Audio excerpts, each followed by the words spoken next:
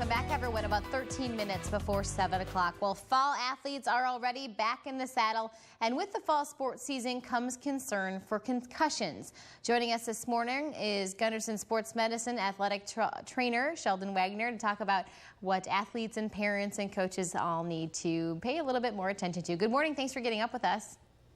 Good morning. We have been talking a lot more about concussions in recent years. Is there a push because more kids are being injured, or just because we're learning more about concussions? Both are actually the case.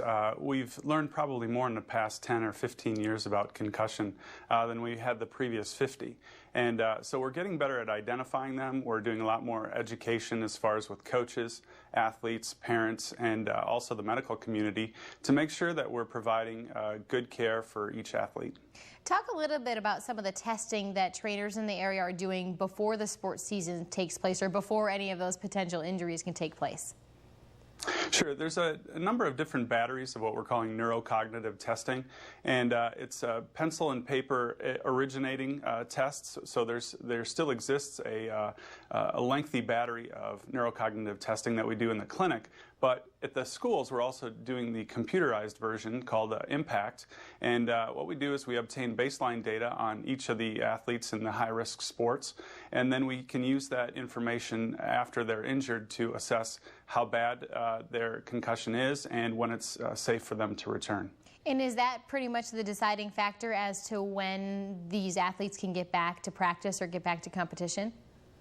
No, it's really a comprehensive evaluation, and we're monitoring symptoms over a period of days and sometimes weeks. We're making accommodations for some of these kids in school to make sure that they're getting a good opportunity to make a complete recovery. Why is it important that these athletes do take a timeout when they get a concussion, even if it's a minor concussion?